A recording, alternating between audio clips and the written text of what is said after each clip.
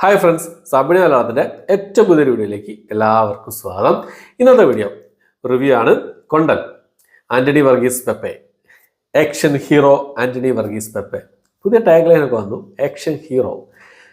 അദ്ദേഹത്തിൻ്റെ സിനിമയാണ്. നമ്മുടെ സോഫിയ പോളാണ് നിർമ്മിച്ചിരിക്കുന്നത്. അജിത് മാംബ്ലെയാണ് സിനിമ സംവിധാനം ചെയ്തിട്ടുള്ള ആദ്യത്തെ സംവിധാന സംരംഭമാണ്.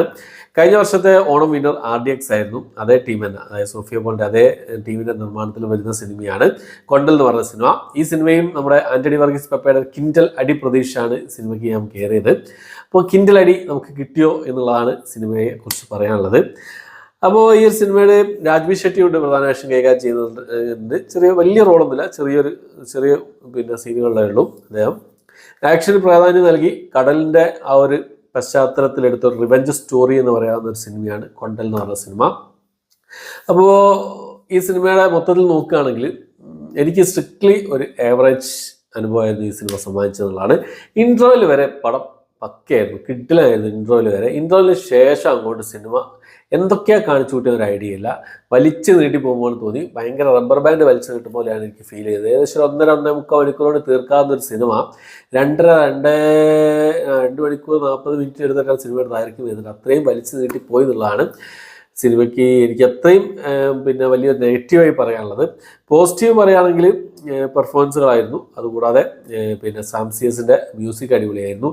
പിന്നെ 90% ഈ സിനിമയുടെ 90% കടലിൽ നിന്നാണ് ചിത്രീകരിച്ചിട്ടുള്ളത്.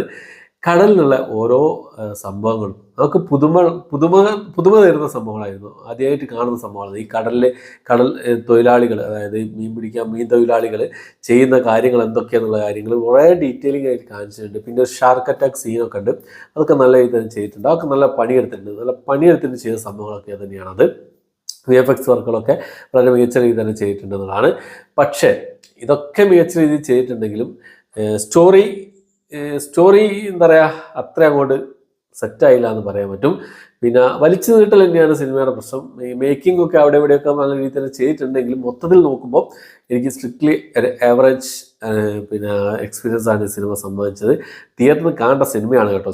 തിയേറ്ററിൽ കാണണം. അതിൻ്റെ സിനിമാറ്റോഗ്രാഫി കാര്യങ്ങളൊക്കെ തിയേറ്ററിൽ കാണണം, എന്നാലേ അതിൻ്റെ ഒരു എഫക്റ്റ് കിട്ടുള്ളൂ. പക്ഷേ എന്നാലും എനിക്ക് അത്ര അങ്ങോട്ട് എന്താ പറയുക സെറ്റായില്ല. ആന്റണി പെപ്പയുടെ കിൻഡൽ അടിയൊക്കെ പ്രതീക്ഷിച്ചു. പക്ഷേ ആന്റണി പെപ്പയുടെ ഇതിന് മുമ്പുള്ള സിനിമകളിലെ ആ ഒരു പഞ്ച് ഈ സിനിമയ്ക്ക് കിട്ടിയിട്ടില്ല എനിക്ക് എന്നുള്ളതാണ് എനിക്ക് തോന്നുന്നത്. എനിക്ക് എൻ്റെ ഒരു ഒപ്പീനിയനാണ് കേട്ടോ. നിങ്ങൾ കണ്ടിട്ട് നിങ്ങളുടെ അഭിപ്രായം എന്തെന്നുള്ളത് കമൻറ്റ് ബോക്സിൽ രേഖപ്പെടുത്താൻ ശ്രമിക്കുക. കണ്ടവരുണ്ടെങ്കിൽ നിങ്ങളുടെ അഭിപ്രായം കമൻറ്റ് ബോക്സിൽ രേഖപ്പെടുത്താൻ ശ്രമിക്കുക. നിങ്ങളെ കമൻറ്റ് കണ്ടാലെങ്കിലും ഇതിൻ്റെ റിവ്യൂ ഏകദേശം നമുക്ക് രൂപത്തിലേക്ക് എത്താൻ പറ്റും. അതുകൊണ്ടാണ് ഞാൻ പറഞ്ഞല്ലോ, 90% കടലിലാണ് ചിത്രീകരിച്ചിട്ടുള്ളത്. അതിൻ്റെതായ കാര്യങ്ങളൊക്കെ അവർ നല്ലപോലെ പണിയെടുത്തിട്ടുണ്ട്. പക്ഷേ എന്നാലും ഇതാണ് സംഭവം. പെർഫോമൻസ്, മ്യൂസിക് അതൊക്കെ ഓക്കെ. പക്ഷേ സെക്കൻഡ് ഹാഫ് ആണ് സിനിമയെ പിറകോട്ടടിച്ചതെന്നുള്ളതാണ്. പ്രഡിക്റ്റബിൾ ആയിരുന്ന സ്റ്റോറി, വലിച്ചു നീട്ടലാണ്, അതൊക്കെ തന്നെയാണ് സിനിമയുടെ സംഭവം. ടോട്ടൽ നോക്കുകയാണെങ്കിൽ ഒരു ഏവറേജ് അനുഭവമാണ്.